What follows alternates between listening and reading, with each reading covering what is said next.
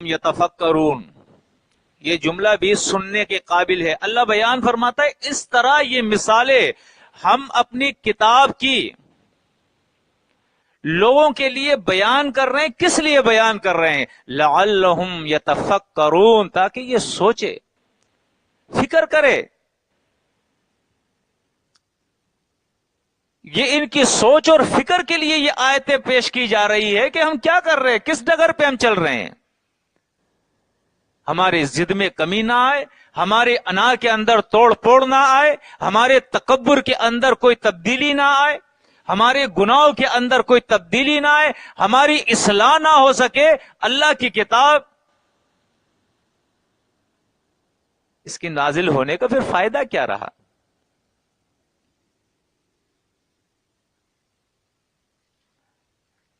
دیکھیے قرآن مجید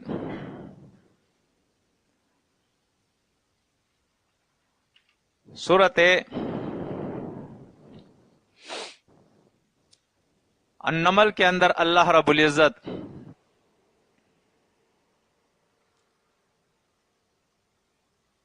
بیان فرماتا ہے وَيَوْمَ نَحْشُرُ مِنْ كُلِّ أُمَّةٍ فَوْجًا، اور ہم قیامت کے دن جمع کریں گے من کل امتن، ہر جماعت میں سے فوجن، ایک لشکر، ایک جماعت، ہر امت میں سے۔ ہماری امت میں اس سے قبل امم گزرے ہیں، ان میں سے سب میں سے اللہ بیان فرماتا ہے کس کو جمع کریں گے؟ ممن یکذب بآیاتنا، ان لوگوں کو جمع کریں گے جو ہماری آیات کو جھٹلایا کرتے تھے۔ ایک ہے آیات اللہ کو جھٹلانا، ایک ہے آیات اللہ پر ایمان لانا اور اس کی تصدیق کرنا، دونوں بالکل مختلف ہے۔ جھٹلانا تبدیلی پیدا نہ ہو تو اس کا مطلب ہے کہ ہمارا یہ فیصلہ ہے کہ اللہ کی کتاب الیاذ باللہ غلط ہے، ہم جو کر رہے ہیں یہ صحیح ہے۔ فہم یوزعون، انہیں جماعتوں کے اندر تقسیم کر دیا جائے گا۔ حتی، یہاں تک، اذا جاؤ، جب یہ آئیں گے، سب کو اللہ جمع کرے گا، اللہ کی عدالت لگی ہوگی اور یہ آئیں گے۔ قال اکذبتم بآیاتی، تو کہا جائے گا کہ تم نے میری آیات کو جھٹلایا تھا، یعنی تو تم جو کر رہے تھے وہ صحیح تھا اور ہماری آیات جو کہہ رہی تھی وہ غلط۔ وَلَمْ تُحِيطُ بِهَا عِلْمًا،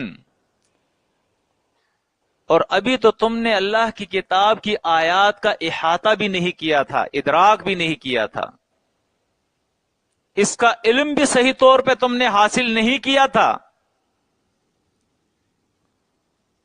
دیکھیں یہ دونوں صورتیں نقصان دہ ہے انسان کے لیے، تباہی کا سبب ہے انسان کے لیے۔ ایک یہ صورت کہ انسان اللہ کی کتاب کی آیات سے غافل ہو، وَلَقَدْ ذَرَأْنَا لِجَهَنَّمَ كَثِيرًا مِنَ الْجِنِّ وَالْإِنسِ لَهُمْ قُلُوبٌ لَا يَفْقَهُونَ بِهَا وَلَهُمْ أَعْيُنٌ لَا يُبْصِرُونَ بِهَا وَلَهُمْ آذَانٌ لَا يَسْمَعُونَ بِهَا أُولَئِكَ كَالْأَنْعَامِ بَلْ هُمْ أَضَلُّ وَأُولَئِكَ هُمُ الْغَافِلُونَ۔ انسان بالکل جانور کی طرح ہو، نہ دل سے وہ سمجھتا ہے اللہ کی کتاب کو، نہ آنکھوں سے دیکھتا ہے، نہ کان سے سنتا ہے، غفلت کی زندگی گزار رہا ہے، جانوروں کی طرح زندگی گزار رہا ہے۔ اللہ فرماتا ہے جہنم کا اس کو جو ہے میں ایندھن بناؤں گا، ٹھکانہ اس کا جہنم ہے۔ عام طور پر لوگ کہتے ہیں نا کہ یار یہ تو نہ سمجھ ہے، اللہ چاہے گا معاف کر دے گا، لیکن اللہ نے یہ نہیں کہا ہے۔ اللہ نے کہا یہ میرے دین سے، میری کتاب سے غافل ہے، میری کتاب کو سیکھنے کی کوشش، سمجھنے کی کوشش نہیں کرتا ہے، فرمایا جہنم کے اندر اس کو داخل کروں گا۔ بیوی بچوں کے لیے، کاروبار کے لیے، دنیا کے لیے، اس کے لیے تو نہیں پیدا کیا تھا۔ اللہ نے تو ایک آزمائش کے لیے یہاں اس کو بھیجا ہے وما خلقنا السماوات والارض وما بینہما الا بالحق وما خلقت الجن والانس الا لیعبدون. اس کی زندگی کا تو ایک عظیم مقصد ہے. اشرف المخلوقات بنایا اس کو، تمام مخلوقات کے اندر بہتر بنایا اس کو، ہر چیز اس کے لیے فائدے کے لیے بنائی. بس یہ ایسی دنیا میں آیا، زندگی گزار کے چلا گیا، اس سے کوئی پوچھنے والا نہیں، یہ عبث ہے، بیکار ہے. نہیں، ایسی بات نہیں ہے. اس کی زندگی کے ایک ایک گھڑی کا پوچھا جائے گا. اللہ بیان فرماتا ہے کہ اس سے کہا جائے گا وَلَمْ تُحِيطُ بِهَا عِلْمًا، ابھی تو تم نے میری کتاب کی آیات کا علم بھی حاصل نہیں کیا تھا. اور ایک وہ لوگ ہیں جو اللہ کی کتاب کی آیات کا علم بھی حاصل کر لے، اللہ کی کتاب کی آیات کو سیکھ بھی لے، لیکن اپنے اوپر بھی نظر رکھے، ایسا نہ ہو کہ دنیا پہ فتوے دیتے دیتے دنیا سے جاؤ اور جہنم کے اندر داخل ہو جاؤ کہ ظالم تم نے دوسروں کو تو دیکھا کہ وہ کافر اور مشرک تھے، لیکن کبھی تم نے یہ نہیں دیکھا کہ تم خود بھی مشرک تھے، اپنے نفس کی پیروی کر رہے تھے، میری کتاب کی آیات کو جھٹلاتے تھے تم. تو ضروری بات ہے کہ ہم اللہ کی کتاب کی آیات کا علم حاصل کریں. یہ وہ لوگ ہیں جو اذا ذکر اللہ، جب اللہ کا ذکر کیا جاتا ہے، اللہ کی کتاب بیان ہوتی ہے، اللہ کی کتاب سے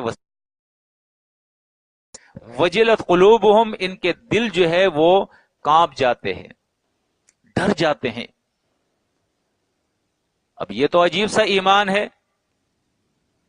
کہ اللہ کی کتاب کی آیات ہمارے سامنے جو ہے وہ بیان ہو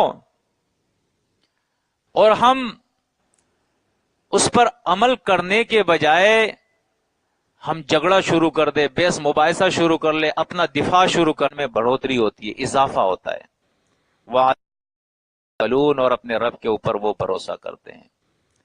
وقت ختم ہے. یہ مضمون جو ہے قرآن مجید کے اندر کثرت صورتوں کے اندر اور کثرت آیات کے اندر ہے کہ دیکھیں یہ کتاب ہدایت ہماری نصیحت کے لیے بھیجی گئی ہے. دنیا اور آخرت میں ہماری نجات اسی میں ہے کہ ہم اللہ کی کتاب کو سیکھیں. اس سے جھگڑنا شروع کر دیتے ہیں، بحث مباحثہ شروع کر دیتے ہیں. تو یہ دونوں صورتیں جو ہے یہ تباہی کی ہیں. دوسری صورت سے بچنے کے لیے پہلی صورت کو اختیار کرنا چاہیے کہ ہم غفلت سے اپنے آپ کو نکالے، قرآن خود سیکھے. کیونکہ انسان ہے، کمزور ہے، تنقید کرتا ہے تو انسان جو ہے وہ مشتعل ہو جاتا ہے، مقابلہ شروع کر دیتا ہے. تو اس سے بہتر ہے کہ ہم مشتعل ہو، بحث مباحثہ شروع کریں، اپنا دفاع شروع کریں، لڑنا جھگڑنا شروع کریں. تو یہ اصل میں جو ہمیں نصیحت کر رہا ہے، یہ لڑنا جھگڑنا اس سے نہیں ہے، یہ اصل میں اللہ کی کتاب سے لڑنا ہے. اللہ کی کتاب کا مقابلہ ہوتا ہے، کیونکہ وہ تو آیت قرآن پیش کرتا ہے. تو اس دوسری صورت سے جو خطرناک صورت ہے اس سے بچنے کر، اس کی فرما برداری کر. اس نے کہا اسلمت لرب العالمین، میں رب العالمین کے احکامات کے سامنے سر تسلیم خم ہوں.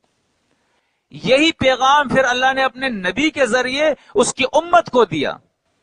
اسلم تم، ان سے پوچھو کیا تم سب کے سب اللہ کے احکامات کے سامنے مانتے ہو؟